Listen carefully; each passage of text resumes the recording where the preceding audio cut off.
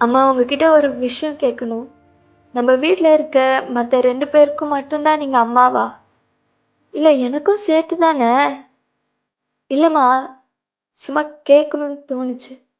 அக்காவுக்கு ஒரு சின்ன தலைவலினா கூட கதர்றீங்க. ஹாஸ்பிட்டலுக்கு கூட்டிட்டு ஓடுறீங்க. தங்கச்சிக்கு என்ன வேணும்னாலும் பார்த்து பார்த்து செய்றீங்க. ஆனா இங்க நான் ஹாஸ்டல்ல தனியா இருக்கேனே! என்னைக்காவது ஒரு நிமிஷம் நான் என்ன பண்றேன்னு யோசிச்சிருக்கீங்களா? சரி, நீங்களே எனக்கு ஃபோன் பண்ணி சாப்பிட்டியா? உடம்பு எப்படி இருக்குன்னு கேட்டு எத்தன வருஷம் ஆகுதுன்னு சொல்லுங்க? நானா கூப்பிட்டா தான் பேசுவீங்க இல்ல? அதுவும் ஏதோ கடமைக்கு பேசுற மாதிரி. ட்ரெஸ் எடுக்க போனா கூட அவங்க 2 பேர்கிட்டயும் உனக்கு எது பிடிச்சிருக்குன்னு கேட்பீங்க. ஆனா இதுவரைக்கும் என் இஷ்டம் என்னன்னு கூட உங்களுக்கு தெரியாதுல்ல? உனக்கு என்ன பிடிச்சிருக்கு?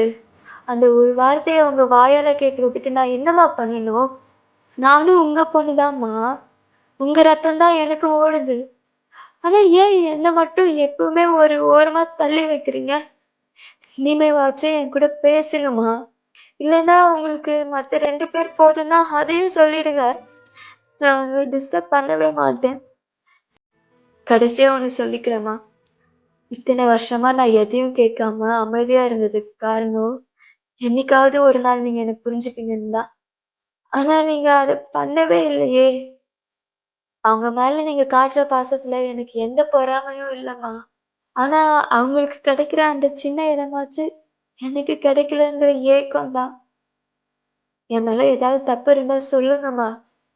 இந்த உலகத்துல அம்மா மட்டும்தான் தன்னோட எல்லா பிள்ளைங்களையும் சரிசமமா பார்ப்பாங்கன்னு சொல்லுவாங்க. அது எப்படிப்பட்ட பிள்ளையா இருந்தாலும் சரி.